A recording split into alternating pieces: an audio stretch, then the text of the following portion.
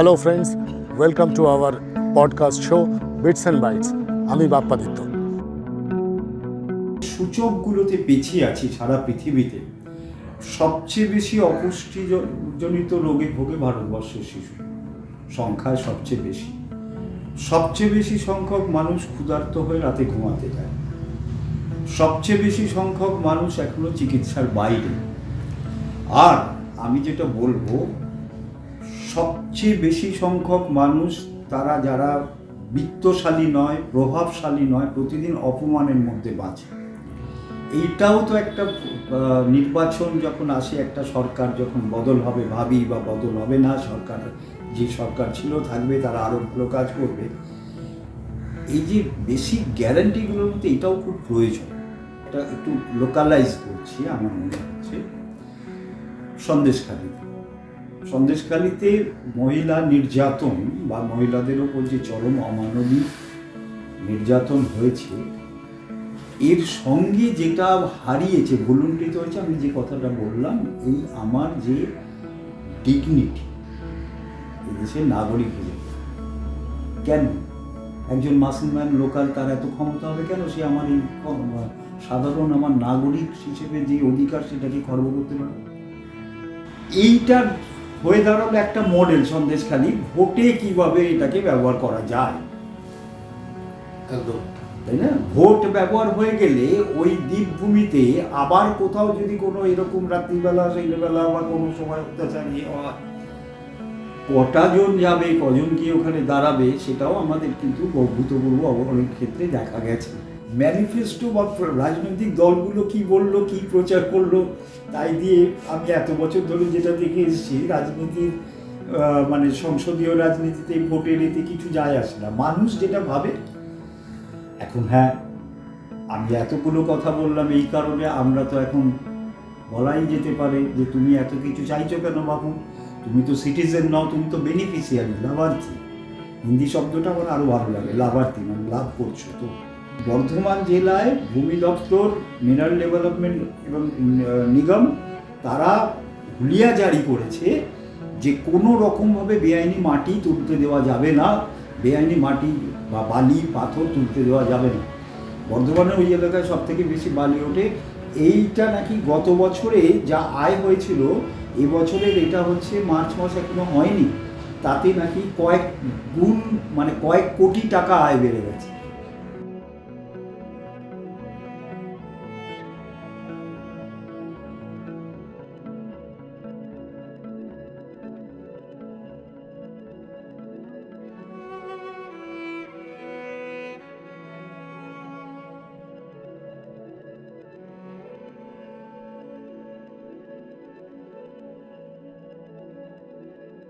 Hello, welcome to our podcast bits and bytes. আমি বাপ্পাদিত্য। আজকে আমরা আড্ডা যার সঙ্গে মারবো তার আগে বলে নিই, তিনি আমার সিনিয়র সহকর্মী বেশ কিছু সময়ের, এবং তার ক্ষেত্রে আমার শুধু নয়, তার অনেক জুনিয়রের এইটাই বক্তব্য হচ্ছে, কিছু যদি কোথাও আটকে যায় তাহলে বিশ্বজিৎটার কাছে যাবে।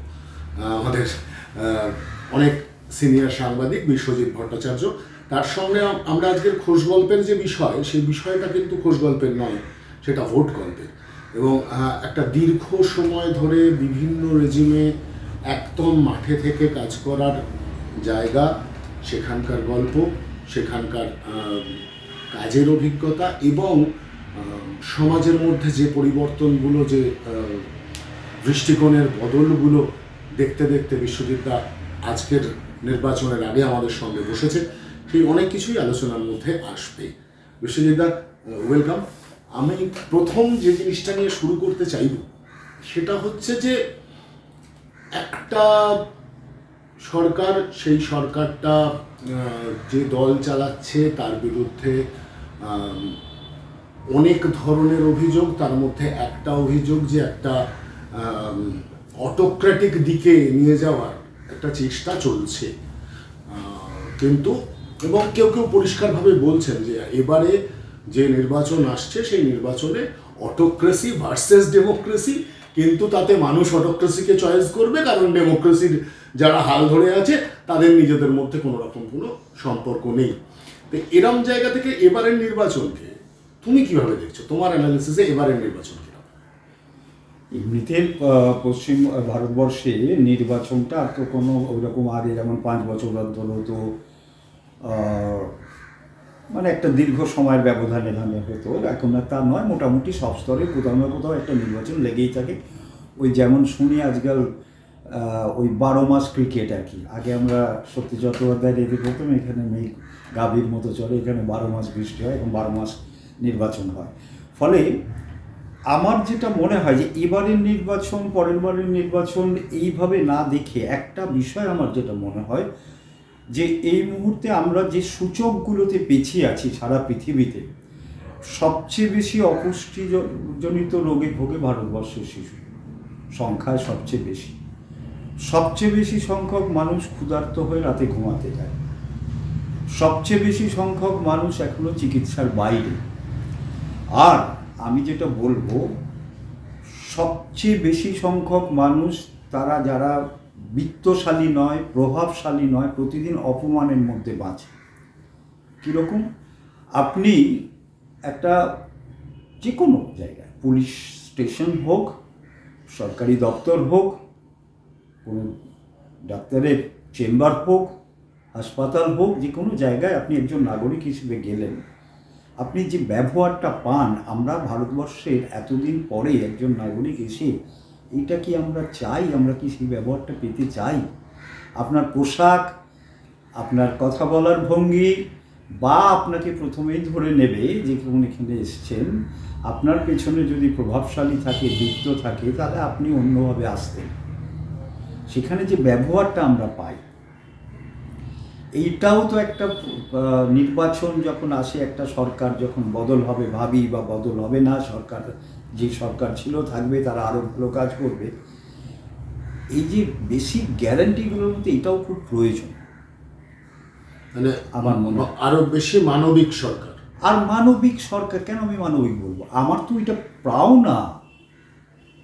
আজকে ধরুন যার গাড়ি সালে 4টে গাড়ি আছে, 5টা বাড়ি আছে, সে যদি থানায় গেলে বা একটা পুলিশ স্টেশনে গেলে বা অন্যত্র গেলে, তাকে দেখে অন্যভাবে অভ্যর্থনা করা হয়, গাল ভরে অভ্যর্থনা করা হয়, দাঁড়িয়ে ওঠা হয়, আর আপনি গেলাম, কি হয়েছে, কি যাই, ঠিক আছে এখন অঙ্ক আসুন, বা আরও অন্যভাবে কথা, এটা তো আমার ডিগনিটিতে লাগার কথা না। আমি তো নাগরিক, আমার মানবিক তো দরকার নেই, স্বাভাবিক আচরণ।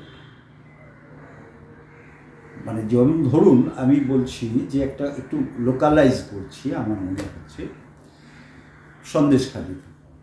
সন্দেশখালিতে মহিলা নির্যাতন বা মহিলাদের ওপর যে চরম অমানবিক নির্যাতন হয়েছে, এর সঙ্গে যেটা হারিয়েছে, ভুলুণ্ঠিত হয়েছে, আমি যে কথাটা বললাম, এই আমার যে ডিগনিটি এদেশের নাগরিক হিসেবে, কেন একজন মাসলম্যান লোকাল তার এত ক্ষমতা হবে কেন? সে আমার এই সাধারণ আমার নাগরিক হিসেবে যে অধিকার, সেটাকে খর্ব করতে পারবে? আজকে নাগরিকত্ব নিয়ে এত কথা হচ্ছে, সবটা একটা কাগজে আটকে থাকবে। সেই কাগজটা যারা শাসক দলে থাকবে বা বিরোধী দলে থাকবে তাদের কাছে লোভনীয়, কারণ এই কাগজটা থাকলে আমি ভোট দিতে পারবো। এইটা আমার মনে হয়েছে যে মানে নির্বাচন এলেই আমার মনে হয় যে আমি বাকি যেগুলো বললাম, এই পরিবর্তনগুলো তো খুব দরকার একটা নির্বাচনে। আমি যাকে সমর্থন করতে পারি, কাউকে নাও সমর্থন করতে পারি। এখন আমি নোটাতেও ভোট দিতে পারি, কিন্তু তা বলেই আমি চাহিদা, আমার ইচ্ছেটা, এটা আমার এরকম মনে হচ্ছে যে যাদের কাছে চাইবো হয়তো পাবো না, কিন্তু পাওয়া তো দরকার। এগুলো এই যে মাপকাঠিগুলো, সেগুলো তো পরিবর্তন হওয়া দরকার। আমি জানি না যে যারা এই ম্যানিফেস্টো তৈরি করেন তারা নিজেরাও পড়েন কিনা। সাধারণ মানুষ কবে কে পড়েছে বাড়িতে দিয়ে যাওয়ার পর আমি জানি। তো সেই কারণে ম্যানিফেস্টো বা রাজনৈতিক দলগুলো কি বললো, কি প্রচার করলো, তাই দিয়ে আমি এত বছর ধরে যেটা দেখে এসেছি, রাজনীতির মানে সংসদীয় রাজনীতিতে ভোটের এতে কিছু যায় আসে না। মানুষ যেটা ভাবে, এখন হ্যাঁ আমি এতগুলো কথা বললাম এই কারণে, আমরা তো এখন বলাই যেতে পারে যে তুমি এত কিছু চাইছো কেন বাবু, তুমি তো সিটিজেন নও, তুমি তো বেনিফিশিয়ারি, লাভার্থী। হিন্দি শব্দটা আমার আরও ভালো লাগে, লাভার্থী মানে লাভ করছো। তো তোমাকে কিন্তু আমি লাভ দিচ্ছি। কি দিচ্ছি? কেউ উজালা দিচ্ছে, কেউ লক্ষ্মীশ্রী দিচ্ছে, কেউ অমুক প্রকল্প দিচ্ছে, বেটি বাঁচাও এই সমস্ত প্রকল্প দিচ্ছে। এর ফলে এটাতে কিন্তু মানে আমি বলছি ভোটার রেসপন্সিবিলিটি যে পার্টটা আছে সেই পার্টটাও ম্যানিপুলেটেড হচ্ছে এই ধরনের প্রকল্পের জন্য। এটা ম্যানিপুলেটেড। আমার তো কোনো উপায় নেই। আমার যা রোজগার, আমার যা কাজ করতেছি, কাজ না পাওয়ার অধিকার, এখানে পাওয়ার অধিকারে আমি যাচ্ছি, এই সব মিলিয়ে আমার তো পেট চালাতে হবে। তার জন্যে এই যে সমস্ত বিভিন্ন যেগুলোকে কেউ প্রহসনে নিয়ে আসছেন, কেউ ব্যঙ্গ করছেন যে রাউডি বলে বা বেবুডি বলে, কিন্তু তিনিও দিচ্ছেন। একদম। আজকে যে প্রথম ইউপিএ সরকারের আমলে যে MNREGA তৈরি হলো, তখন কি এটা ভাবা হয়েছিল এটাই বছরের পর বছর চলবে, কারণ আর কোনো কাজ দিতে পারবো না বাবা, এই 100 দিনের কাজ দিয়ে দেবো, তাতে যা পাবে পাবে, ওটাতে তুমি চালাবে, তোমার সংসারে অন্তত খুদকুড়োটা যাবে, তা তো নয়। তাহলে আজও ওইটাকে কখনো ব্যঙ্গ করা হচ্ছে, আবার কখনো ওতে বরাদ্দ বাড়ানো হচ্ছে, আবার কখনো বরাদ্দ বাড়ানো না হলে হইচই হচ্ছে। তো এইটা তো নির্বাচনের পর নির্বাচন এলে এই ধরনের পরিবর্তন কি আপনি চাইবেন না? মানে কাজ দেওয়ার থেকে এই ধরনের কিছু জিনিসপত্র হাতে ধরিয়ে দেওয়াটা সরকারের পক্ষেও খানিকটা সুবিধাজনক যায়। সব খানিকটা সুবিধাজনক মানে কি, আমার তো ভোটটা নেওয়া দরকার। তো ভোট নিতে গেলে এখন আমার যেগুলো হাতে আছে, যেগুলো আমি পারবো, সেটা হচ্ছে ঠিক আছে কিছু টাকা দিয়ে দাও কোনো কোনো প্রকল্পের নাম করে। কারণ বৈষম্যটা এখন এমন জায়গায়, এত বিশেষ করে এই মহামারী হওয়ার পর, অতিমারি হয়ে যাওয়ার পর ভারতবর্ষের যদি গ্রোথগুলো দেখেন, তাহলে দেখবেন যে সার্ভিস সেক্টরে, তার ফলে কি হয়েছে, তার ফলে সার্ভিস সেক্টরের যারা জায়েন্ট, তাদের একেবারে উল্লম্ফনটা দেখবেন লাভের। আর এদিকে গিগ ওয়ার্কার বেড়েছে, পিঠ পুজো হয়ে যাওয়া কিছু ছেলে, তারা কাঁধে একটা ভারী ব্যাগ নিয়ে আপনি সন্ধেবেলা বসলেন, হঠাৎ ইচ্ছে করলো ছেলেমেয়ের বা নিজের বা বন্ধু বান্ধবের একটু খানা পিনা হবে, অর্ডার দিলেন, সেই ঝুঁকতে ঝুঁকতে এসে ওইটা দিয়ে গেল। এই কর্মীদের সংখ্যা বেড়েছে। এদের না আছে কোনো সামাজিক নিরাপত্তা, না আছে কোনো রকম ভবিষ্যতে যে চাকরিটা করছি সেটা থেকে আরও আমার উন্নতি হবে, আয় বাড়বে, সংসারে একটি সমৃদ্ধি আসবে, তার কোনো রাস্তা। এদের যদি শরীর খারাপ হয়, কারোর কোনো দায় দায়িত্ব নেই। তো সমাজের মধ্যে এই যে একটা বিরাট শ্রেণীর মানুষ এরকমভাবে থেকে যাচ্ছে, গালভরা কথা অনেকে বলে, অনেক কিছু বলছে, কেউ বলছেন দিদিকে বলো, কেউ বলছে আমার গ্যারান্টি, কেউ বলছে আমি এলে নেয়, কেউ বলছে যে আমরা যদি আসি তাহলে জাতির সেন্সাস হবে। কি হবে? কি হবে? আর ভারতবর্ষে তো এমনি সেন্সাস বহু বছর ধরে আছে, তাতে কি ফল হয়েছে? এই ফল হয়েছে, জাতি সেন্সাস হয়েছে, এই জাতটা কি বিরাট ওপরে উঠে যাবে? বেসিক জায়গাগুলো আমি জানি না, মানে আমাদের আসলে আমার মনে হয় যে এত সারা দিন রাত আমাদের কেটে যায় দুটো খুদকুড়ো জোগাড় করতে, মানুষ এত ভাবনার মধ্যে যেতে পারে না।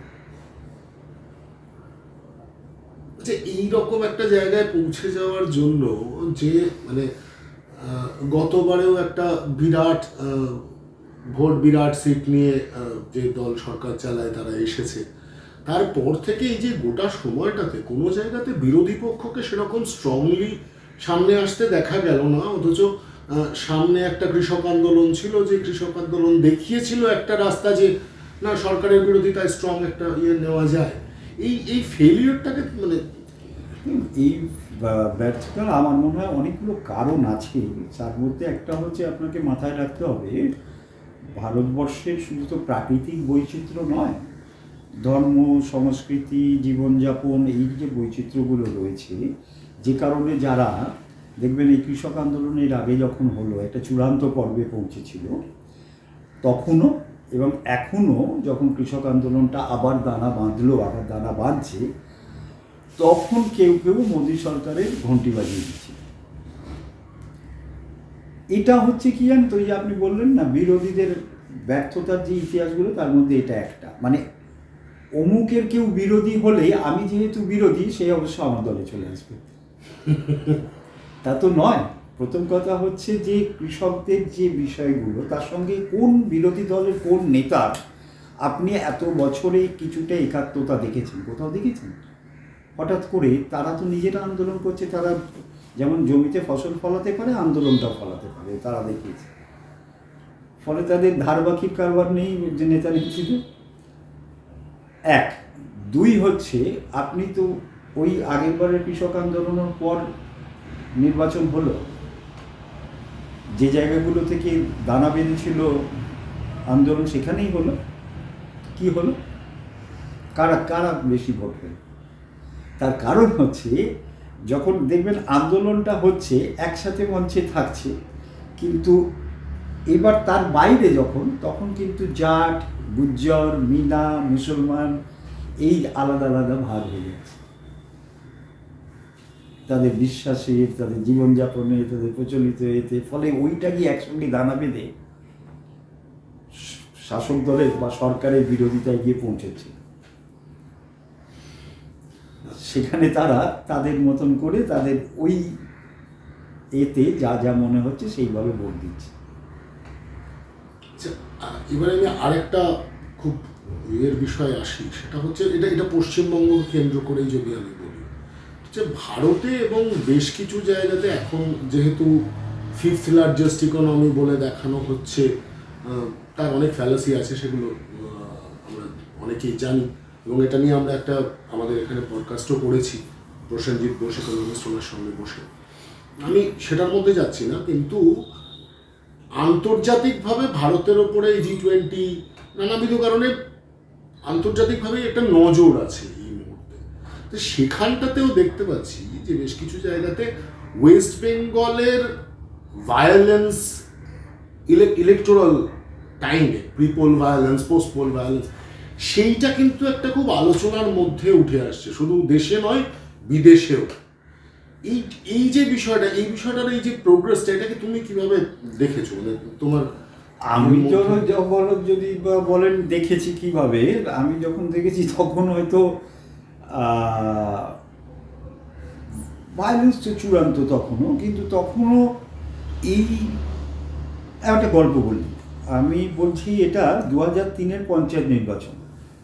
তো পঞ্চায়েত নির্বাচনে আমার হয়েছিল, আমাকে বর্ধমানের দিকটা আমাকে দেখতে বলা হয়েছিল, আমাকে থাকতে হয়েছিল, দেখেছি। তো আমরা মঙ্গলকোটের ওখান দিয়ে আসছিলাম, মনে আছে। এবার আস্তে আস্তে যে দুপাশে বাড়ি ঘর এরকম আছে, কিছুটা এগিয়ে এসে দেখলাম যে একটা স্কুল বাড়ি দূরে একটা মাঠের ওপর, সেখানে ভোট গ্রহণ কেন্দ্র, ভোট হচ্ছে। বেরিয়েই আসছিলাম, গাড়িটা একটু আসতে হয়েছিল, হঠাৎ দেখলাম যে ঘরটায় ভোট হচ্ছে স্কুল বাড়ির, এটা তার ছাদে একজন মানুষ বসে আছে ছাতা মাথায়। তো আমার খুব অবাক লাগলো যে এরকম। তার পরবর্তীকালে মাওবাদী অধ্যুষিত এলাকায় ছাদের ওপরে স্বয়ংক্রিয় রাইফেল নিয়ে দেখা গেছে, কিন্তু তখন তো একটা ছাতা মাথায় একটা লোক, মানে তো তা ভাবলাম যে গিয়ে দেখি একটুখানি কী ব্যাপার। তো স্বাভাবিকভাবে আমার ততক্ষণে মনে হয়েছে যে গোলমাল আছে, এবং অদ্ভুত রকমের শান্ত পরিবেশ। ভোটাররা আসছেন, খুব একটা দল বেঁধে নয়, তখন দুপুরের দিক, গ্রামাঞ্চলে দুপুরের দিকে ভোটের হারটা কমে। তো আমি ভেতরে ঢুকে প্রিজাইডিং অফিসারের সঙ্গে কথা বললাম, এ করলাম, করতে করতে আমার লক্ষ্যটা থাকছে যে ভদ্রলোক কোথায় বসেছেন উপরে, কোন জায়গাটা। তা আমার হাত যেটা বলছিল, তা আমাকে তো ওই চটের ওদিকে যেতে দেওয়া, আমার যেতে দেবে না, আমার মনে হচ্ছিল ওইখানটাতেই আছে। এবার আমি আস্তে আস্তে কথা বলতে বলতে একটুখানি এগিয়ে ওইখানটা করে দেখলাম যে আমার সামনে 3 জন ভোট দিল। আমি একটু সময় কাটাচ্ছিলাম নানা রকম করে, যেতে গিয়ে ওপরে এরম দেখছে, তারপরে ছাপ দিচ্ছে, ঠিক আছে, তারপর বেরিয়ে যাচ্ছে। তো বাইরে এসে এবার আমি পজিশন মোটামুটি দেখে বুঝলাম যে উনি প্রহরী, কে কোথায় ছাপটা দিচ্ছে ওইটা দেখার জন্য উপরে ছাদের মধ্যে বসে আছেন। এরা জানে যে আছে উপরে, ফলে বিগ ব্রাদার উপর থেকে দেখছেন আর কি, তার রিপ্রেজেন্টেটিভ দেখছেন, ফলে ওকে ওই তারা যেখানটা চায় ওখানটা ছাপ দিয়ে আসতে হচ্ছে। এইবার উন্নয়নটা দেখুন, আজকে এখন আমাদের যেটা চোখে পড়ে সেটা হচ্ছে ব্যালট বাক্স বা ব্যালট পেপারে ফুটবল খেলা, বা হই হই করে বুথ তুলে নিয়ে আসা, বা কোনো রকম ভোট কাউকে না দিতে দেওয়া, এই ট্রান্সফরমেশনটা হয়েছে, বুঝতে পারছি। এই ট্রান্সফরমেশনটার মানে বেসিক কারণটা কি? মানে এত বেসিক কারণ আমার একটা মনে হয়, দেখো আমি তো একেবারে সর্বজ্ঞ তো কেউ হতে পারে না, আমার থেকে অনেক বিশিষ্ট মানুষজন আছেন যারা সমাজবিজ্ঞানী বা রাষ্ট্রবিজ্ঞানী বা এই, তারা বলবেন। আমার মত যেটা যদি বলেন তাহলে আমি বলতে পারি যে যদি আজকের পশ্চিমবঙ্গের যুব সম্প্রদায় যারা ধরুন কাজ চাইছে বা কাজের বাজারে রয়েছে বা কাজের বাজারে যাবে, এই সংখ্যাটা যে তুলনায়, সেই তুলনায় আপনি কাজের অনুপাতটা দেখুন। 1, 2 হচ্ছে এই বিরাট অংশের মধ্যে সুশিক্ষিত সম্প্রদায়টাকে দেখুন, সংখ্যাটাকে দেখুন কম। এইটা প্রথম যখন আপনি যদি দেখেন যে যখন 72-এ কংগ্রেস সরকার এলো, তখন তার আগে যে কংগ্রেস গভর্নমেন্ট যুব শক্তিকে রাজনীতিতে কাজে লাগানোর রাস্তাটা খুলেছিল, সেই সময় এই রকমই সম্প্রদায় তৈরি হয়েছিল, কিন্তু সংখ্যাটা কম। তাই জন্যে তাদের জন্য রাস্তায় মিনি বাস নেমেছে।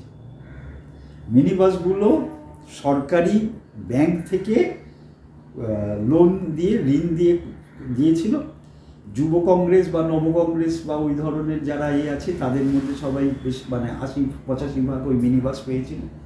ব্যাংকগুলোতে কোনো রকম শোধ হয়নি আজ পর্যন্ত। সেই সংখ্যাটাকে কংগ্রেস নিয়ন্ত্রণ করতে পেরেছিল, কম ছিল। এরপরে যখন এই সংখ্যাটা বাড়তে আরম্ভ করলো, বামপন্থীরা যখন এলো, প্রথম 5-10 বছর বাদ দিন, তারপর থেকে দেখবেন রাস্তায় অটো টোটোর সংখ্যা বাড়তে আরম্ভ করলো। কারণ এই অংশটার হাতে তো কিছু টাকা আসতে হবে, এদের তো কিছু কাজ দিতে হবে। অটো টোটো, এবার তারও তো একটা পরিসর আছে, সব কিছুতে একটা সীমারেখা আছে। তারপরে ওই জন্য দেখবেন 90-এর পরের দিকে বামপন্থীদের ছত্র ছায়ায় প্রমোটার রাজ গড়া যায়, কন্ট্রাক্টর রাজ গড়িয়ে উঠে। আমার মনে আছে বর্ধমানে একটা কর্মী সভায় বিনয় চৌধুরী বলেছিলেন, আমাদের দলটাকে 3টে জিনিসে খেলো, একটা হচ্ছে গাছ, একটা হচ্ছে মাছ, আর একটা হচ্ছে কন্ট্রাক্টর। হ্যাঁ, এবং তখন থেকেই কিন্তু এটা কি একটু ইলাবোরেট করে? গাছ হচ্ছে টিম্বার মাফিয়া, মাছ হচ্ছে ভেরি, আর কন্ট্রাক্টর। হ্যাঁ, ওই মানুষটা 52 সালে জেল থেকে বর্ধমানের রাজাকে নির্বাচনে হারিয়েছিলেন, ফলে মানুষের সঙ্গে তার যোগাযোগ এইটাই ছিল। উনি কিন্তু নারীটা টিকতে পেরেছিলেন। তার কথা শোনেনি, আজকে ওই জন্যে নেতৃত্বহীনতায় ভুগছে, আজকে দলটা প্রায় কিছুই নেই এই কারণে। তো যাই হোক, এইগুলো তো এইটা হতে থাকলো বাম আমলে, তারপরে বামেরা চলে গেল। তারপরে এই সংখ্যাটা এখন আপনি তো গ্রামাঞ্চলে, মফস্বলে, শহরে সর্বত্রই দেখতে পাবেন। কি করে দেখবেন, এই ছেলেগুলো কেউ জানে না, বাইক সবার আছে। আমরা শুনি নাকি তেলের দাম বাড়ে, নাবিশ্বাস ওঠে আমাদের। এদের তো নাবিশ্বাস ওঠেন, এদের তো ঊর্ধ্বশ্বাস হয়, গতি আরও বাড়ে বাইকের।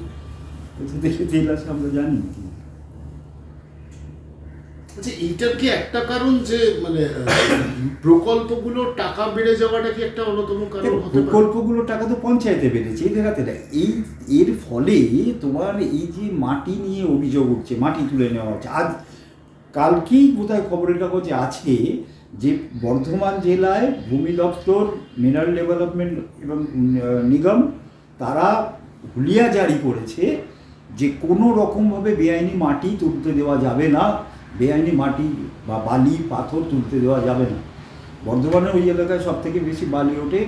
এইটা নাকি গত বছরে যা আয় হয়েছিল, এবছরের এটা হচ্ছে মার্চ মাস এখনো হয়নি, তাতে নাকি কয়েক গুণ মানে কয়েক কোটি টাকা আয় বেড়ে গেছে। আচ্ছা, এর ফসলটা কারা পাচ্ছিল? এই যে বালি পাচার, মাটির পাথর পাচার বা যে ধরনের দুর্নীতির এই চারপাশে, বা ইয়ে দেখছেন শিবু সর্দার, এই শিবুকে নাম মনে রাখার দরকার পড়ে না, কারণ এই যে অন্ধকারের সমস্ত মানুষজন, এদেরকে আবার দল রাখতে হচ্ছে। দল তো পাওয়া যাচ্ছে, আপনার তো বাজারে রেডিমেড রয়েছে। অল্প শিক্ষিত, অশিক্ষিত, একটা কম বয়সী সম্প্রদায়, তারা যে কোনো কাজ করতে রাজি, যে কোনোভাবেই করতে রাজি, কারণ তাদের তো কোনো নৈতিকতার মানদণ্ডটাই তৈরি হয়। কে তৈরি করবে? তার তো সেই শিক্ষাটাও পায়নি, সে তার সেই পরিবেশও পায়নি, তার প্রতিফলন তো সমাজে হবে, এটা তো বাইরেও কেউ নয়। আর আমাদের মতন সংখ্যা যারা, আমাদের মতনই, আমরা কি করি? আমরা ওই মাসে আপনি কিছু দেখেন, আমারটা তো হয়নি বাবা, আমাকে যদি এ করে, মানে মাথা নিচু করো, মাথা নিচু করে হাঁটা চলা করো রাস্তায়, আর অহেতুক ঝামেলায় জড়িও না। এই হচ্ছে আমাদের এখন আত্মবাক্য। সহনশীলতা বেড়ে গেছে। সহনশীলতা বাড়েনি, সহনশীলতা বাড়েনি, সহনশীলতা বাপ বলে বাড়িয়েছি। সহ্য করাটা কোনটা যায়? ছেলে মেয়ে বা কাছের কেউ, বন্ধু বান্ধব বায়না করছে, সহ্য করা যায়। দুষ্কৃতির কর্ম সহ্য করা কি? সহ্য করা না, ভয়ে মেনে নেওয়া। এবং এই যে ধরো একটা নির্বাচন আসছে, এটার ক্ষেত্রে একটা মানে ভয়ঙ্কর ইনএভিটেবল সার্কামস্টান্সেস বলা যেতে পারে, যে কিছু ছেলে সেখানে বোমাগুলিতে আক্রান্ত হবে, কিছু লোক, মানে এটা একটা লম্বা সময় ধরে এটা বেড়েই চলেছে। এবং সেইটাতে ধরো ইয়ের সময়টা যদি আমরা বলি, আগের রেজিমটা যখন লেফট রেজিমটা যাচ্ছে, তার কিছুদিনের পর থেকেই আমরা একটা বড় অংশে দেখেছি যে ওই স্বয়ংক্রিয় রাইফেলওয়ালা যে লোকজন, সেই লোকজনগুলোর অ্যাক্টিভিটিস আর সেরকমভাবে আমরা প্রকাশ্যে দেখতে পাইনি। তো তাহলে যে সাধারণ গ্রামের মানুষ, সেই গ্রামের মানুষগুলোই হাতে বন্দুক নিয়ে দৌড়েছে। মানে আমরা সেই ছবিগুলো দেখেছি, কখনো তরোয়াল, কখনো বন্দুক, এইসব নিয়ে ওই মুখে গামচা বেঁধে যারা দৌড়চ্ছে। এইটার কি একটা আউটকাম তো আমরা এই জমানো টাকা উদ্ধার ইত্যাদি প্রভৃতি থেকে। হ্যাঁ, প্রথমে বলি, দেখো, প্রথমে একটা কথা মানতে হবে, সেটা হচ্ছে আমি যেটা বললাম, যে এই যে সংখ্যাটা বাড়ছে, এদেরকে রাজনৈতিক স্বার্থে কাজে লাগানো হলে এদের ভোটের সময়তে এই দৌরাত্ম্য দেখতে পাওয়া যাবে। একটা জিনিস আপনি দেখবেন যে ট্রান্সফরমেশনটা মানে কীভাবে হচ্ছে, ক্রমশ যখন আমাদের পশ্চিমবঙ্গের ভোটে সন্ত্রাস বা রাজনৈতিক সন্ত্রাস একদম ঠিক এখন বিশ্ব মঞ্চে, রাষ্ট্রবিজ্ঞানে এবং সমাজবিজ্ঞানে এটা আলোচনা হয় আলাদা কেস স্টাডি হিসেবে। তো সেইটা কেন? যদি দুটো ধারা আমাদের এখানে দেখেন, একটা দিকে দেখবেন ভক্তি আন্দোলন, আউল বাউল পীর, বৈষ্ণব ধর্ম, বৌদ্ধ ধর্ম, জৈন ধর্ম, এই যে একটা গোটা অধ্যায়, তার পাশাপাশি ঠিক কিন্তু এখানে বৌদ্ধ মঠ ভাঙা, জৈন মঠ ভাঙা, এখানে ব্রাহ্মণদের অত্যাচারগুলো করা, এখানেতে যারা একটা সময় বৈষ্ণব ধর্মের ছিল তাদের ওপর ভয়ঙ্কর অত্যাচার হয়েছে, এখন যে নতুন কেস স্টাডি হচ্ছে, নতুন হিস্ট্রিতে দাঁড়িয়ে হচ্ছে, সমস্ত বেরোচ্ছে। একটা অংশ এখন বড় চর্চার বিষয় সেইখানে হচ্ছে যে ওই আকাশে কালো মেঘ দেখে ওই যে ভর হয়ে যাওয়া, ওটা আসলে প্রতীকী। কারণ তখন এত অত্যাচার হয়েছিল, ওই কালো পাথরটাও তারা রাখতে পারতো না, তখন ওইভাবে কৃষ্ণকেও তারা কল্পনা করতো আকাশে কালো মেঘ যে দেখলে। এটা দুটো ধারা সমানভাবে চলেছে। ওই জন্যে আপনি দেখবেন আমরা বলি, কেন বলে লোকে আমি জানি না, এই তো চৈতন্য দেশ, রবীন্দ্রনাথের দেশ, এই তো এই বিদ্যাসাগরের দেশ, এখানে কেন এরকম? আর এখানে দুটোই চলেছে, দুটো ধারাই পারস্পরিকভাবে চলেছে। এবং আজকে দ্বিতীয় ধারাটা এমন আকার নিয়েছে যে প্রথম ধারাটা সংকুচিত হয়ে গেছে, দূরবীন দিয়ে খুঁজতে হয়। হ্যাঁ, তো এটা তো হবে। এর ফলে মিডিওক্রেসিটাই জয় জয়কার হবে, এরপরে লুম্পেনোক্রেসিটা জয় জয়কার হবে, তাদেরই মূল্য থাকবে, আমার আপনার কোনো মূল্য নেই। কারণ আপনার একটা ভোট ওরা নিয়েও নিতে পারে, তার জন্য আপনাকে অত কিছু হওয়ার দরকার নেই, ভোট দিন না, ভোটটা নিয়ে নেব, সে ব্যাপারও আছে। এটা আমাদের গ্লানি। এটা আমার মনে হয় যে সব কটা রাজনৈতিক দল যদি তাদের সদিচ্ছা প্রকাশ না করে, এটা বন্ধ হবে না। তার কারণ আপনি দেখবেন, এই যে ধরুন সন্দেশখালীর ঘটনা, এইটা নিয়ে কোথাও কেউ আমি দেখলাম না যে ওই কথাগুলো বলল না। মুখ্যমন্ত্রীকে তারা এই চাপ দিতে পারতো, আপনি চলুন আমরা যাব, এটা বন্ধ করা দরকার, ঠিক আছে, আপনি আপনার দলের যদি কেউ যুক্ত থাকে তাকে আপনি শাস্তি দিন, অমুক দিন। এইটা হয়ে দাঁড়ালো একটা মডেল সন্দেশখালী, ভোটে কিভাবে এটাকে ব্যবহার করা যায়, একদম তাই না? ভোট ব্যবহার হয়ে গেলে ওই দ্বীপভূমিতে আবার কোথাও যদি কোনো এরকম রাত্রিবেলা সন্ধ্যেবেলা বা কোনো সময় অত্যাচার হয়, কটা জন যাবে, কজন গিয়ে ওখানে দাঁড়াবে, সেটাও আমাদের কিন্তু ভূতপূর্ব অনেক ক্ষেত্রে দেখা গিয়েছে। এটার জন্য কি মনে হয় না, মানে এই যাদের রাজনৈতিক দলের সদিচ্ছার কথা বলছো, আমার কোথাও একটা এটা খুব সিরিয়াসলি এখন মনে হয় যে রাজনৈতিক দলের কোনো নেতা, কোনো নেত্রী, তার উপরে সাধারণ মানুষের বিশ্বাস নেই। এবং আমি তোমাকে এইটা জিজ্ঞাসা করবো যে এই যে অভিজিৎ গাঙ্গুলি বেরিয়ে এসে একটা রাজনৈতিক দলে যোগ দিল, তার ব্যক্তিগত ইচ্ছে তিনি করতেই পারেন, কোনো অসুবিধা নেই। কিন্তু যদি আমরা সোশ্যাল মিডিয়া দেখি, একটা হাহাকার পড়েছে। সেই হাহাকারটা কোথাও এরকম মানে পড়তে থাকলে মনে হয় যে আমরা একটা মানুষকে এরম জায়গায় ভেবেছিলাম, আজকে সে রাজনীতি করছে। তার মানে রাজনীতির প্রতি বিশ্বাস সেটা তো কমছে, সেটা তার চালকরা বুঝতে পারছে না যে মানে সেটা ভবিষ্যৎ খুব ভালো নয়। তাহলে রাজনীতির উপর একদম প্রথমে আপনি প্রশ্ন করেছিলেন যে এই বিরোধী দলগুলোর এই ব্যর্থতার জন্যই একটা অটোক্রেসি পায়। এটা যদি আপনি একটু সারা পৃথিবীর মানচিত্রটা দেখেন, তাহলে এই যে শক্তিশালী নেতা এবং এই যে আমি আছি, আমার কাছে এসো, আমাকে বলো, আমি ঠিক করে দেবো, আমি ঠিক করছি, আমি এই যে একটা এটা তো এই ধারাবাহিকভাবে প্রতিষ্ঠিত রাজনৈতিক দলগুলোর ব্যর্থতার কারণেই জন্মেছে। আজকে ধরুন যে আজকে একটা মানুষ যখন মন্দিরে যায় বা দেবস্থানে যায়, বা সেটা তোমার চার্চ হতে পারে, মসজিদ হতে পারে, শিখদের ধর্ম প্রতিষ্ঠান হতে পারে, যে কোনো জায়গা, সে তো ওরকম একটা বলশালী কারুর খোঁজে যায়, কারণ তার আর বাকি কোনো জায়গায় থেকে কিছু পাবে বলে সে আশা করে না। ওইখানে গিয়ে তখন সে আশ্রয় নেয়, ওইখানে গিয়ে সে তখন চায়। সেই জায়গাটায় যদি আপনি সামাজিক পরিসরে দেখেন, তাহলে এই রাজনীতির ক্ষেত্রে প্রতিষ্ঠিত রাজনৈতিক দলগুলোর দীর্ঘ ব্যর্থতা, প্রতিশ্রুতি রাখতে না পারা, মানুষের সমস্ত ছাড়া ধীরে ধীরে ধীরে ধীরে তাদের অবস্থার অবনতি হওয়ার ফলে তারা ওই জায়গায় একটা কোনো বলশালী নেতা বা নেত্রী করছে, তাদের ইচ্ছা পূরণটা ওইভাবে হয়, মনে হয় উনি এলে সব হয়ে যাবে। এবং এই ধারণার ফলে একটা জিনিস তৈরি হয়, যেমন কিছু একটা চাওয়া হলো ভগবানের কাছে বা ঈশ্বরের কাছে, যার কাছে হোক, তিনি যে ধর্মের ঈশ্বর হন, তিনি সবসময় তো ডেলিভারি করতে পারেন না। তার উপর কিন্তু বিশ্বাসটা যায় না, এমন একটা স্থানে তিনি বিরাজ করেন। এক্ষেত্রেও এই বিরোধীরা অমুক নেতা যিনি বলশালী এই মুহূর্তে ধরুন আমাদের দেশ শাসন করছেন তার সম্পর্কে যদি বলে ওই না ওই না, মানুষের ধারণাটা টলছে না।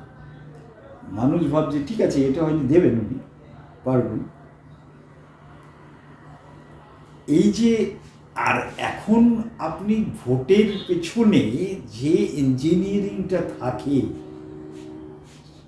শুধু অর্থের যোগান নয়, মস্তিষ্কেরও যোগান।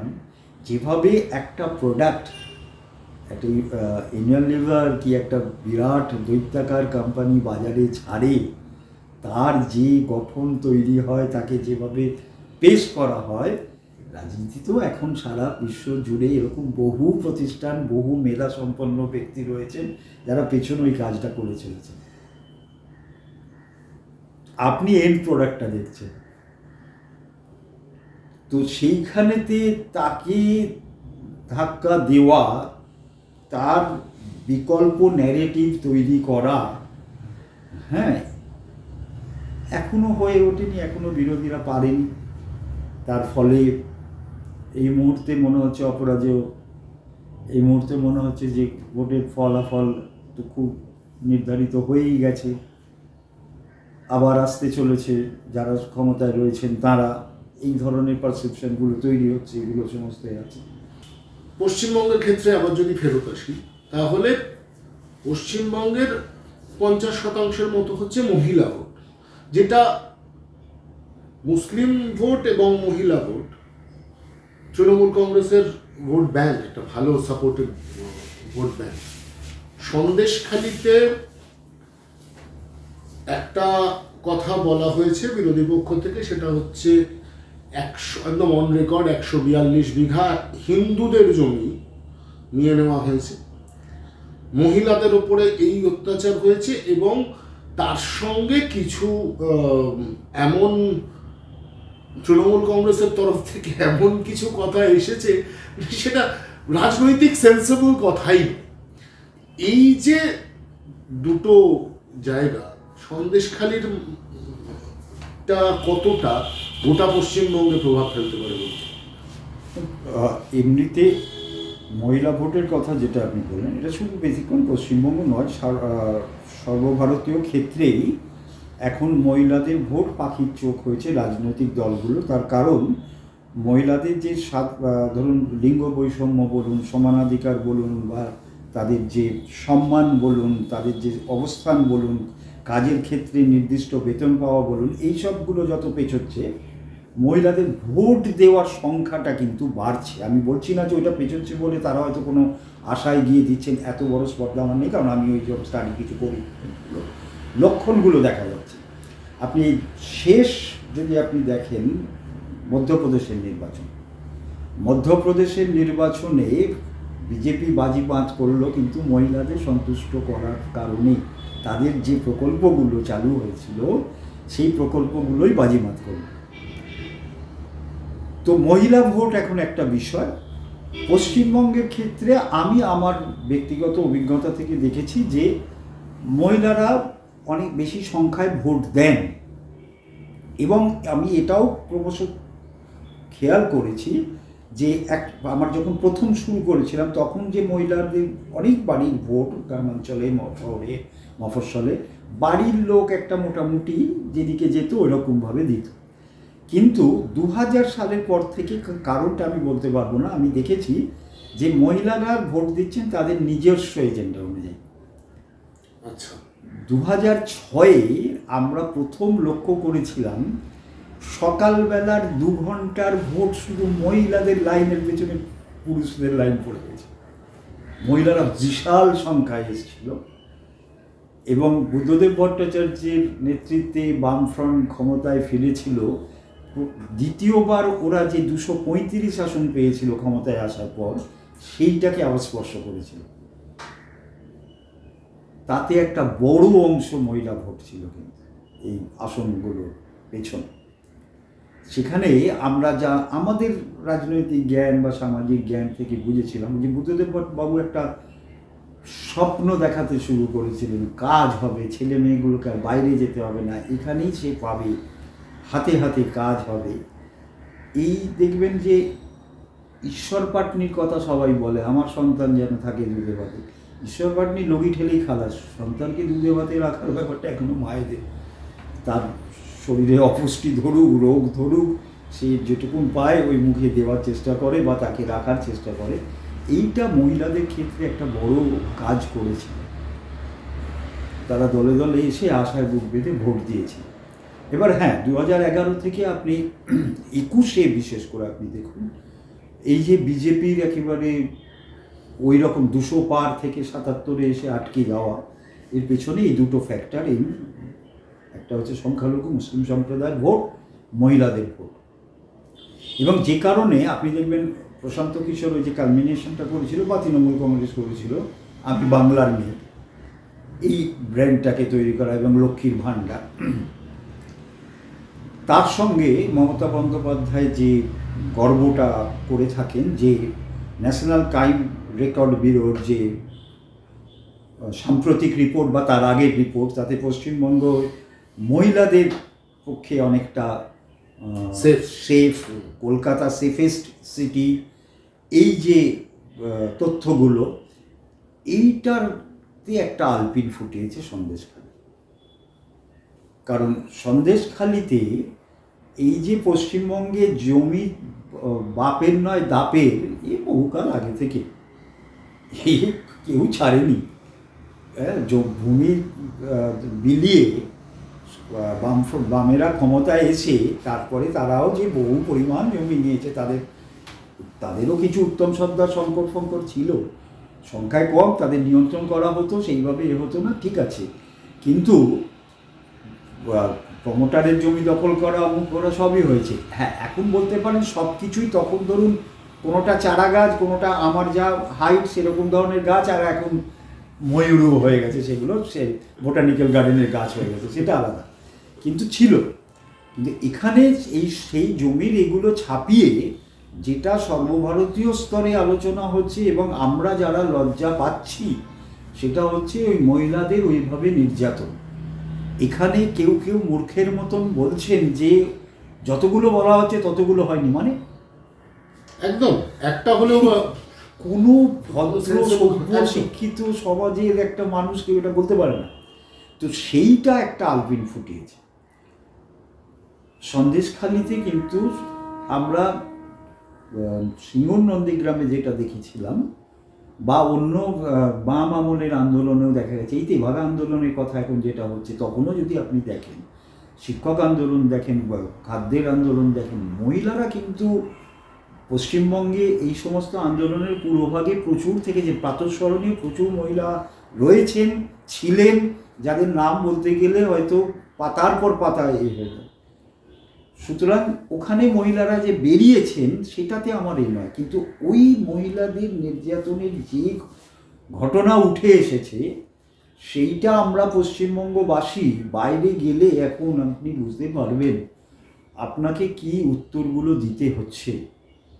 আপনি যে গর্বের প্ল্যাকার্ডটা নিয়ে নামতেন যে পশ্চিমবঙ্গ সেফেস্ট প্লেস, পশ্চিমবঙ্গে মেয়েদের সম্মান থাকে, সেইখানটায় সংখ্যাটা 4 কি 10 কি 12 নয়, সেইখানটায় একটা আলপিন ফুটেছে।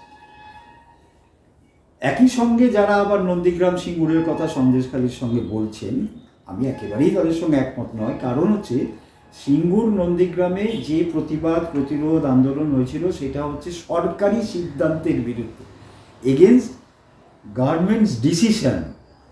সরকার সিদ্ধান্ত নিয়েছিল জমি নেব, এখানে সরকারি সিদ্ধান্ত পাঠানো হয় নিজে নির্যাতন করো না, এখানে সরকারের বিরুদ্ধে, যার ফলে ওখানে দেখবেন খুব একটা কেউ বলছে না, কিন্তু আপনি ওখানে দুটো ধারা দেখবেন। একটা হচ্ছে ওই ভয়ঙ্কর প্রতিরোধ, রাস্তায় নেমে আন্দোলন, ক্ষোভ উগড়ে দেওয়া, পাশাপাশি দেখুন বিএলআর অফিসে লাইন, জমি যাদের গেছে যারা জমি নিতে চাইছে, সেখানে মহিলারাও আছে। যে পুলিশকে ওপরে তাদের কোনো আস্থা নেই, আস্থা না থাকারই কথা ওখানে যা হয়েছে, কিন্তু সেখানেও আপনার অভিযোগ জানানোর লাইন লম্বা হয়েছে। এই দুটোই কিন্তু ওখানে রয়েছে। তো সন্দেশখালির এটা সারা পশ্চিমবঙ্গে ছড়িয়ে পড়বে কি না, আর তার সঙ্গে আরেকটা বিষয় আপনাকে স্বীকারই করতে হবে, ওই যে বললাম দারিদ্র বৈষম্যটা এমন জায়গায় গেছে, সেখানেতেই হয়তো 4 কিলোমিটার দূরে বা 10 কিলোমিটার দূরে বা আরও দূরে যারা রয়েছেন তাদের খুবই খারাপ লাগবে এটা শুনে, এটা করে। কিন্তু ওই যে বললাম, যদি কিছু পায় তারা, সেখান থেকে তার সংসারটা চলে, দুটো মুখে খাবার জোটে, একটু স্বাস্থ্য বিষয়টা চিন্তা না করতে হয়, ছেলেমেয়ের পড়াশুনোর চিন্তাটা না করতে হয়, মোটামুটি যাতে হয়ে যায়, মিড ডে মিলটা পাওয়া যায়, তাহলে এর প্রভাব কী হবে আমি জানি। আচ্ছা, আরেকটা দিক আমি বলি, সেটা হচ্ছে যে পশ্চিমবঙ্গতে সিএ কে কেন্দ্র করে এই রাজনীতি আগের বার ফেরত নেওয়া থেকে শুরু করে এখনো পর্যন্ত এটা তো নেহাত কম হলো না, করতে হবে, করতে দেবো না, এর উপরে পুরো ব্যাপারটা চলেছে। এইটা মানে আমাদের ভোট বাক্সে এটা কি সত্যিই এই যে পার্সেন্টেজ অফ ভোটটা, এই ভয়টা দেখানো যে বিজেপি আসা মানেই হচ্ছে প্রায় মুসলমান সমাজ শেষ হয়ে যাবে, আর তৃণমূল কংগ্রেস থাকা মানে মুসলমান সমাজ সাংঘাতিক ভালো থাকবে, অন্য পক্ষ বলবে যে মুসলমানদের তোষণ করে চলবে, এই ব্যাপারটা এটা কি ভোটের পর ভোট এটা ইস্যু হিসেবে থেকে যেতে পারে? সিএ তো চালু করেছে কেন্দ্রীয় সরকার, সুতরাং ভোটের পর ভোট ইস্যু না। আমার যেটা মনে হয় যে সংখ্যালঘু সম্প্রদায় সারা ভারতবর্ষেই তারা ভীত সন্ত্রস্ত বারবার বহু ক্ষেত্রে বহু বিষয়ে দেখা গেছে, যদিও শাসক দল বলেছেন যে তাদের এটা লক্ষ্য নয় যে, এবং আরএসএসের যিনি প্রধান তিনিও বলেছেন যে ভারতবর্ষে ওরকমভাবে আলাদা করে তাদের সেকেন্ড ক্লাস সিটিজেন করে রাখা, এ করা আমাদের লক্ষ্য নয়, উদ্দেশ্য নয়। আবার যে ধরনের হেট ক্রাইম বা হেট স্পিচ আমরা শুনতে পাই সেটা ক্রমশ বাড়ছে, সেগুলো সমস্ত হচ্ছে, এবং বিভিন্ন জায়গায় তাদের শারীরিকভাবে হেনস্থাও করা হচ্ছে, আক্রমণ হচ্ছে, সবই চলছে। তো ফলে সিএ চালু হলে যে মুসলিমরা নতুন করে ভীত সন্ত্রস্ত হয়ে পড়বেন এরকম নয়, তারা বিভিন্ন জায়গায় ওই জন্যে শাসক দলের বিরুদ্ধে দল বেঁধে ভোট দেন, এটা একাধিক ভোটে দেখা গেছে বা দেখা যাচ্ছে। সেখানেতে একটা বিষয় যেটা দেখার, সেটা হচ্ছে আমাদের এখানে যদি আপনি বলেন ইমিডিয়েট যে এফেক্টটা হবে, সেটা হচ্ছে যে মতুয়া অধ্যুষিত এলাকা, এই মতুয়া সম্প্রদায়ের লোকেদের কিন্তু সিএ এর কারণেই বিজেপির দিকে যাওয়া, যে সিএ এটা চালু হলে তারা নাগরিকত্বের একটা কাগজ হাতে পাবে, এবং সেখানে যে অসন্তোষটা শুরু হয়েছিল আপনি কদিন ধরে দেখুন, যে শেষ বিধানসভা নির্বাচনেও কিন্তু বিজেপি আগে যে ভোটটা পেয়েছিল তার সেই ভোটটা পায়নি, ওখানে সরেছে ভোটটা, এবং ইদানিং অসন্তোষ আরও বাড়ছিল, যাতে বিজেপির মনে হচ্ছিল যে ওইখানে ওই আসনগুলো কতগুলো আমরা পাবো যদি সিএ না চালু হয়, তাহলে কিন্তু সন্দেহ রয়েছে, এবং সন্দেহের যথেষ্ট কারণ ছিল। ওই সম্প্রদায়ের মানুষ ওইটার জন্যেই গিয়েছিলেন। একটা নির্বাচন চলে গিয়েছে, আর একটা নির্বাচন দোরগোড়ায়, কিন্তু এখনো পর্যন্ত কোনো ঘোষণা হলো না, ফলে তাদের মধ্যে বিক্ষুব্ধ সংখ্যা বাড়ছিল, যেটা সেখানকার প্রতিনিধি বিজেপির এবং মন্ত্রী শান্তনু ঠাকুরকেও আঁচটা লাগছিল গায়ে, তাকে পেতে হচ্ছিল। সেই জন্য তিনি কোনো সময় এমন সব মন্তব্য করেছিলেন যাতে কেন্দ্র থেকে তারপরে তাকে নিয়ন্ত্রণ করা হয়, যে সব কথা বলার দরকার নেই। এটা আমার এক্ষুনি এই মুহূর্তে জানলাম, আমি সেই জন্যে এইটা বলতে পারি একটা। দ্বিতীয় একটা বলতে পারি, এটা আবার বিজেপির কাছে একটা পরীক্ষা হবে উত্তরবঙ্গে তারা অনেকগুলো আসন স্থির নিশ্চিত বলে মনে করছে। সেখানে যারা সেই নিশ্চয়তা ওদের দিচ্ছে, সেটা হচ্ছে রাজবংশী সম্প্রদায় বা কোচ সম্প্রদায়। এরা কিন্তু সিএ এর বিরোধী। তার কারণ হচ্ছে ওই যে সম্প্রদায়ের মানুষ ওখানে উত্তরবঙ্গে আছে, এরা মনে করে যে তারা ওখানে মূল ভূমিপুত্র, এবং তাই তারপরে ইংরেজ আমল থেকে এই যে বাইরে থেকে সমস্ত লোক গেছে এবং দেশ ভাগের পর যে লোকেরা এসছে, এদেরকে তারা বিদেশি মনে করে, ওদের এনআরসি চায় ওরা। আসামের মডেল, যাতে এরা বহিরাগত বলে চিহ্নিত হয়ে সরে যায়। তাহলে ওদের ওখানেতে ওরা মনে করে চাকরি বাকরি ব্যবসা বাণিজ্য সব কিছু এরা দখল করে বসে আছে, আমরা বঞ্চিত। সিএ হলে তো এরা তো সবাই হিন্দু, এই যে বহিরাগত যাদের বলা হচ্ছে, তো তারা তো কাগজ নিয়ে ওখানে থেকে যাবে, তাদের তো সরার কোনো জায়গা নেই, একমাত্র এনআরসি ওরা চায়। সেইটা বিজেপি কিভাবে এবার এতে মোকাবিলা করবে সেটা তাদের মাথা ব্যথার কারণ, আমার তো আর ভেবে লাভ নেই, কিন্তু এটা একটা হবে। আর তৃতীয় যেটা, সেটা হচ্ছে যে এবার দেখতে হবে, যেটা মনে হচ্ছিল যে বিভিন্ন জায়গা থেকে যেগুলো বলা হচ্ছিল যে মুসলিম ভোটে ভাগ হবে, তৃণমূল কংগ্রেস হয়তো সবটা পাবে না, এবং মুসলিম ভোট সরলে তৃণমূল কংগ্রেস যথেষ্ট বেকায়দায় পড়বে, ফলে কি হবে এরকম একটা যে জল্পনা চলছিল, সেখানে তৃণমূল কংগ্রেসের মানে এটা উত্তরপ্রদেশের নির্বাচনে আমি প্রথম দেখেছিলাম যে ওরা ওই সম্প্রদায়ের ভোটটা ওইভাবে দেওয়া হয় যে যার বিরুদ্ধে আমি দিতে চাইছি সে, আমি যেখানে ভোট দিচ্ছি সেখানে তার বিরুদ্ধে কোন দলটা শক্তিশালী। মানে ধরুন আপনার পাড়ায় ওরা বিএসপিকে দিল বিজেপিকে আটকাতে, আমার পাড়ায় বিএসপি অত স্ট্রং নয়, এসপি স্ট্রং, ওরা এসপিকে দিল, এরকম একটা দেখা গিয়েছিল উত্তরপ্রদেশে প্রথম, তারপরে সেটা ক্রমশ বাড়ে, আস্তে আস্তে হয়।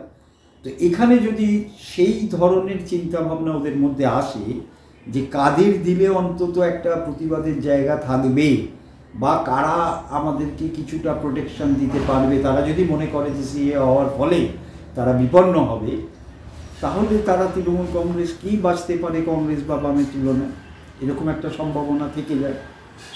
আচ্ছা, বলছি এই প্রশ্নটা এই মুহূর্তে করা কতটা এমনি, এই যে বামপন্থীদের 34 বছর শাসন করে পশ্চিমবঙ্গে পরপর ইলেকশনে একই জিনিস চলছে, হয় তৃণমূল নয় বিজেপি, তো বামপন্থীরা কি এখন একেবারেই ইয়েতে নেই? প্রথম কথা হচ্ছে যে যারা মনে করেন যে সিঙ্গুর নন্দীগ্রাম বামপন্থীদের হারিয়ে দিল, জানি না তারা কোথা থেকে বলেন, কোন দৈব আদেশ পেয়েছেন কিনা বা ডেলফির মন্দির থেকে করে এসছে কিনা, তা তো নয়। বামেদের 90-এর পর থেকে বহু কারণে ক্ষয় হয়েছিল, সেটা ঔদ্ধত্য আছে, দুর্নীতি আছে, তাদের জনগণের থেকে বিচ্ছিন্নতা আছে, শুধুমাত্র ভোট জেতার আকাঙ্ক্ষা থেকে কাজ করা আছে, এরকম নানা কারণ আছে। তো আজকে যেটা এসে দাঁড়িয়েছে সেটা হচ্ছে বামপন্থীদের নেতৃত্বহীনতা। আজকে বামেদের এমন একজন নেতা নেই যাকে দেখুন, ইতিহাস মানুষ রচনা করে, এই নিয়ে কোনো নেই, কিন্তু প্রত্যেকটা মানুষের সমুদ্রের উপরে একটা মুখ জেগে থাকে, সে রাষ্ট্র বিপ্লব থেকে আরম্ভ করে বৈজ্ঞানিক বিপ্লব থেকে আরম্ভ করে সবেতেই। সুতরাং একটা মুখ দরকার হয়, এই মুখটা আজ বামেদের নেই, এক। দুই হচ্ছে এই যে বললাম আপনাকে যে ওরা বলতেন যে মানুষের চেতনা বাড়িয়েছি, অমুক বাড়িয়েছি, আপনি দেখুন না যে 11ই গেছে ক্ষমতা থেকে, আজকে 24, 11-12 বছরে এত বড় বাম দুর্গ, এত বড় নাকি এখানেতে তাদের মানুষের চেতনা বাড়ানোর শক্তি, হুড়মুড় করে একটা একেবারে প্রতিস্পর্ধী বিরোধী একটা শিবির, গেরুয়া শিবির, যাদের বিরুদ্ধে তারা এত বড় আন্দোলন এত সব করে এসছে, তার কাছে হুড়মুড় করে ভেঙে চলে গেল, বামেদের ভোটও চলে গেল, এবং তারাই স্বাধীনতার পরে প্রথম বিধানসভায় শূন্য হয়ে গেল। কিভাবে? তাহলে ভিতটা কি ছিল? যা বলা হতো তাই নয়। আর আবার বলছি, নেতা নেই। এই নতুন ছেলেমেয়েগুলোকে নিয়ে কোনো রকম, নতুন ছেলেমেয়েরা কি হয়, আপনি একটা জিনিস দেখুন, সেটা হচ্ছে যে আপনার শরীরে যদি রক্তাল্পতা থাকে তাহলে আপনার হৃদযন্ত্র মস্তিষ্ক কাজ করে না, তখন আপনাকে নতুন রক্ত দিতে হয়। তো সেই রক্তটাকে তো কী কাজ করে, সেই হৃদযন্ত্রটাকে মস্তিষ্কটাকে সজীব করে, ফলে মস্তিষ্ক দরকার, হৃদযন্ত্র দরকার। নতুন ছেলেমেয়েরা আসছে, তারা তাদের আন্দোলন করছে, রাস্তায় নামছে, মানুষের চোখে পড়ছে যে তারা যে কথাগুলো বলছেন সেগুলো অনেকেই মনে করছেন হ্যাঁ আমাদের কথা আজকে এগুলো বলা দরকার, সবই ঠিক। কিন্তু ওই যে আবার বললাম, নেতাটা কোথায়, ব্যক্তিটা কোথায়? পশ্চিমবঙ্গের কংগ্রেস কংগ্রেস তো এখানেতে নেতৃত্বহীনতায় সেই সোমেন মিত্র যাওয়ার পর থেকে দেখছি। আজকে কোথায় কংগ্রেসের? আপনি বলুন, দেখুন আমার হয়তো বলাটা ওইভাবে ঠিক হবে না, তবে আমি যেভাবে দেখেছি, যা করেছি, তাতে আমার মনে হয় যে অধীর চৌধুরী জেলার নেতা, একটা জেলার তিনি মানে বিপর্যয়ের যেভাবে মানুষের পাশে দাঁড়াতে হয়, ত্রাণ যখন দরকার পড়ে ওই ভাঙন এলাকায় বা যখন বন্যা হয়, তখন সরকারের থেকে ওই একটা নির্দিষ্ট এলাকার মানুষ অধীর চৌধুরীর ওপর ভরসা করে, সব ঠিক। সেখানে তার সংগঠন, তার হাত ধরে কংগ্রেসের বার বৃদ্ধি, সব ঠিক। কিন্তু একটা প্রদেশ চালানো এবং তার মুখ হয়ে ওঠা এবং মানুষের কাছে বিকল্প একটা শক্তি হয়ে ওঠা, দুটো অনেক তফাৎ আছে। আপনি যদি পশ্চিমবঙ্গেরই মানুষগুলো যারা রাজনীতি করে গেছেন তাদের দিকে তাকান, তাহলে তার মানে পশ্চিমবঙ্গের জনগণের কাছে অপশন হচ্ছে সেই একই রয়ে যাচ্ছে, যে হয় তৃণমূল নয় বিজেপি। এবার তো আপনি মৌলবাদী হয়ে গেলেন, কেন আপনি চাপিয়ে দিলেন এই তোরা হয় এইটা নয় ওইটা। আমরা কেউ জানি না মানুষ কি ভাবছে, মানুষের ভাবনা এবং সাইলেন্ট ভোটার বড় বড় হিরোকে কুপকাত করে এসছে রাজনীতির ময়দানে। এবার একদম একদম নতুন জিনিস, তাহলে আমি একটা ওইখান থেকে বলি, যেটা আমরা এবারে পশ্চিমবঙ্গেও দেখছি, দেশে তো দেখতে চোখ ইয়ে হয়ে যাচ্ছে। মিডিয়ার ভূমিকা, যারা এটা বলছে যে হয় তৃণমূল নয় বিজেপি, মিডিয়ার ভূমিকাটা এই মুহূর্তে দাঁড়িয়ে মেইন স্ট্রিম মিডিয়া এবং সোশ্যাল মিডিয়া দুটো পার্ট যদি আমি আলাদা করি, তাহলে সেই অবস্থানগুলোকে তো দেখোনি, কখনো দেখোনি এরকমভাবে। তো এখন এইটা ভোটের ওপরে কি প্রভাব পড়তে পারে? আমার মনে হয় না মানুষ ওই প্রভাব আছে, সিরিয়ালের প্রভাব আছে, কারণ দীর্ঘ সময় ধরে তো ওইটা দেখে, তো বাড়িতে বসে বসে অন্য কোনো কাজ থাকে না, ওই চারপাশের পরিবেশের সঙ্গে মেশে না, মেলে না, এ করে না, তার ফলে তারা ধরে নেন যে এরকম সব ঘটনা ঘটে। কিন্তু এটা তা নয়, যে মানুষগুলোর সামনে আমরা মিডিয়া বিরাট করে যাই এসব বলি, তারা কিন্তু রাস্তাঘাটে ঘুরছে, চল তারা নিজের চামড়া দিয়ে বুঝছে, তারা আমাদের থেকে অনেক চালাক, অনেক চালাক। মুখ খোলে না মানে সে বোকা, তার শব্দ নেই পেটে তা নয়। কিন্তু সুতরাং মিডিয়ার প্রচারে আমি আজ পর্যন্ত আমার মনে হয়নি যে প্রচারে খুব বিরাট কাজ হয়েছে। দুয়ানা চারানা হতে পারে, হ্যাঁ, পারসেপশন তৈরি করা যায়। আপনি যেটা বলছেন সেটা আমাদের সময় মিডিয়ার যে চেহারা ছিল, এখন তার সর্বগ্রাসী চেহারা, কারণ তার অনেক কলা কৌশল প্রযুক্তি সমস্ত তৈরি হয়েছে, ফলে মানুষের পারসেপশন তৈরি করছে। কিন্তু আলটিমেট আমার মনে হয় ভোটটা এটা একটা পর্যায়ে আছে। দেখবেন একটা অংশ থাকে, তারা হচ্ছে সুইং ভোটার, বিশেষ করে কম বয়সী যারা, আর একটা অংশ এরা প্রভাবিত হতে পারে। বাকিরা কিন্তু তারা নিজের জীবনের অভিজ্ঞতা দিয়ে দিয়ে প্রভাবিত হবে। আর সমাজ মাধ্যমের সঙ্গে না অন্য মাধ্যমকে মেলাবেন না, কারণ ওটা একটা মানে ভয়ঙ্কর রকমের অনিয়ন্ত্রিত অশুভ শক্তির জায়গা ক্রমশ হয়ে উঠছে, একটা বড় অংশ। হ্যাঁ, একদম। সুতরাং ওখানটায় কি প্রচার হচ্ছে, কি বলছে, কারা বলছে, সেই প্রচারে কারা নেবেন। আমার মনে হয় যদি ওই আমি ভেবে বসে থাকি যে বাপ্পা আমার বাড়িতে এসে ও একটা কিছু চুপ করে নিয়ে চলে যাবে, এই ভাবনাটা যদি ভেবে থাকি, তখন যদি দ্বিতীয় ব্যক্তি এসে বলে বাপ্পা কিন্তু নেয়, আমি ওটা বিশ্বাস করব না। ওকে। ফলে ওই প্রচার যারা চালাচ্ছেন, এ করছেন, অনেকটা তৈরি মনের মধ্যে প্রচার চালাচ্ছেন, সেটা তারা সেইভাবে দেখছে।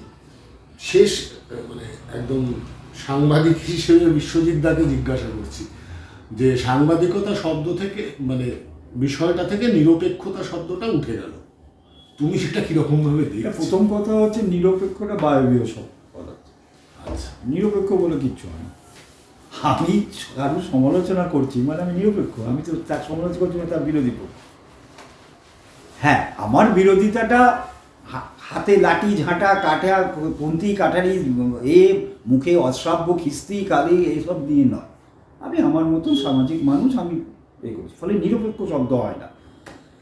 তো এখন যেটা আমার মনে হয় সেটা হচ্ছে যে উভয় পক্ষকে দেখানোর প্রয়োজনীয়তাটাও কমে গেছে। হ্যাঁ, আমি যেটা বলছি সেটা হচ্ছে যে কিছু করার নেই, কারণ এখন সংবাদ মাধ্যমটা তো মূলত শিল্পপতিদের হাতে। তো শিল্পপতিরা সেটাকে দেখেন তার কোন কোন বিষয়গুলোতে এই মাধ্যমটা তাকে সাহায্য করবে। তিনি কিন্তু জ্ঞান বিতরণ করতে ওই প্রতিষ্ঠানটা খুলে রাখেননি, বা মানুষকে শিক্ষিত করতে বা মানুষকে সঠিক পথ দেখাতে ধরেন। তার পথে চলার পথে, তার ব্যবসা বাণিজ্য সব কিছু চলার পথে এই মাধ্যমটা তাকে কতটা সাহায্য করতে পারে, তো সেই হিসেবে তার এডিটোরিয়াল পলিসি তৈরি হয়। এখন সংখ্যাটা সেটা বেড়ে গেছে। এর আগে সংবাদ মাধ্যম এর বাইরেও একটা শ্রেণীর হাতে ছিল, তখন আপনি যেগুলো বলছেন সেগুলো প্রতিফলিত হতো, এখন হয় না, হবে না, সময়টা বদলে গেছে। এখন সব যাদের হাতে রয়েছে তাদের তো দৃষ্টিভঙ্গি অনুযায়ী, তাদের স্বার্থ অনুযায়ী তো চালিত হবে। তারা তো চ্যারিটি করতে আসেননি, দাতব্য চিকিৎসালয় খুলতে হবে, সংবাদ মাধ্যম করবেন। সুতরাং এটা ঠিক আছে, এটা হতেই পারে। এটার জন্য একমাত্র উপায় হচ্ছে ভোটারদেরকে মানে ভোটাররা কি করবে? ভোটাররা কি সংবাদ মাধ্যমকে ঠিক করে দেবে? ঠিক করার বিষয় নেই, কিন্তু ভোটারদেরকে সেইভাবে দেখতে পারা। ভোটাররা খুব, আমি আপনাকে বললাম না, ওই যে ওপরে ছাদে বসে দেখছিল ওই লোকটা, ও ভোটাররা ঠিক ওরকম দেখে, ওরা খুঁজে নেয়। বলছে আমার আপনার মাথা ঘামিয়ে লাভ নেই। ওই যারা বলে না মানুষকে বোঝাতে হবে, ওকে আগে বুঝতে হবে, ওর চেয়ে মূর্খ কেউ নেই। মানুষ খুব বোঝে, সবই জানে, এ করে পরিস্থিতি অনুযায়ী কী করবেন। ধরুন ওই একটা কথা আছে না, এখন আমাদের অবস্থা হয়ে গেছে গিয়া গাড়িগা বাবু গরিব, কিছু করার নেই। এটা ব্রেস্টের একটা খুব ভালো কথা ছিল, সেটা হচ্ছে যে মানুষকে সারভাইভ করতে হবে যদি কিছু বদলাতে হয়। আপনি যদি বেঁচেই না থাকেন, ঝাড়ে বংশে উচ্ছন্ন হয়ে কী বদলাবে? তা সেইটা করতে গেলে অতি শক্তিমান যখন দম্ভ দেখাবে, তার শক্তি দেখাবে, তখন ওই আপনি নগণ্য হয়ে, কখনো বদমাইশ হয়ে, কখনো হেঁ করে, কখনো হয়ে করে আপনি থাকুন। মানুষ ওইভাবেই থাকে, সময় সুযোগ এলে তখন আবার সেই উঠে যাবে। ফলে ওই সংবাদ মাধ্যমের অত বড় দায়িত্ব নেওয়ার দরকার নেই, তারা নিজেদের দায়িত্ব নিজের নিতে পারে। আমরা আমাদের আলোচনা আজকে ভোট সংক্রান্ত আলোচনা এখানে শেষ করছি। আপনাদের আশা করছি খুবই ভালো লাগবে। তো ভালো লাগলে একটুখানি সাবস্ক্রাইব, শেয়ার, লাইক করে দেবেন। আর সামনের দিনে আশা করছি নির্বাচনের ফল বেরোবার পর আর একবার বিশ্বজিৎদার সঙ্গে আমাদের দেখা হচ্ছে। Thank you. আজকের মতো এই পর্যন্তই, নমস্কার।